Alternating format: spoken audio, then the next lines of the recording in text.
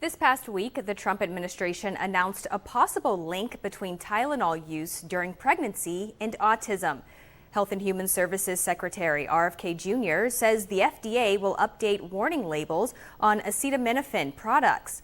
President Trump says his administration will notify doctors about what he calls a very increased risk of autism for pregnant women using Tylenol. The announcement has sparked reactions and concerns from medical experts and groups like the Autism Society of Mahoning Valley.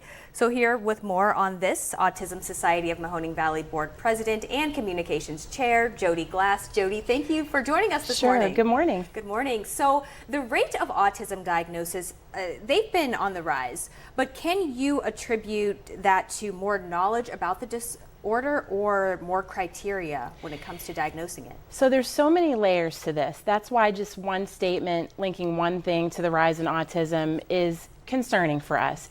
And every parent and every individual with autism knows that it is, proven to be genetic with possibly environmental influences. So there's many things that can contribute to the rise. One of the things is the DSM-5, which is used to diagnose those on the spectrum, changed in 2013. If you're familiar with Asperger's as a term, that was used to term, not severe autism is what it used to be, maybe quirky or something like that. So that changed, and now everyone that's diagnosed with even what used to be Asperger's is considered autism. So it's all one category, and my son was diagnosed soon after the DSM-5 changed, and since then, that's been a large part of it, according to a lot of research that has been done. How hard is it to pinpoint the root cause of autism back to one single thing? And that's just it. There has not been a direct link of one certain thing. Autism is a neurodivergency. It is, categorized as a lifelong disorder, but it is a different brain, basically. It's a different way that people think separately from what you or I may think as the way the brain operates, but it's something that those on the spectrum are very proud of their neurodivergency. This new announcement from the White House involving Tylenol and pregnant women, how does an announcement like this impact the families and caregivers who are touched by this disorder every day? This is so touchy and it can be emotional. That's why I want to make sure that I get it right for all of our families that are watching. I'm an autism parent myself, so when that release went out, when that press release happened, I was glued to the TV. Of course we want to do what's right for our kids. Of course every pregnant woman wants to know, how is this going to affect the growth of my baby? So, it was disappointing to me personally that there wasn't, again, just like a concrete thing. But again, to add to the layer of that is there's still no mention of all of these individuals that are living with autism, that there's not enough services, there's not enough support, those kind of things. So when we're in the public spotlight for autism and we want to see, a concrete answer, that can cause a lot of division in the autism community and also a lot of pain.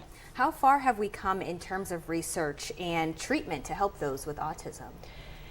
I've been an autism mom for 15 years. In my opinion, 10 years ago it was very different. It was hard to find a lot of information. Over the last 10 years, I can say that there is more available to parents to see. There's more research to look at, but still the supports, the funding, the guidance, it's not there.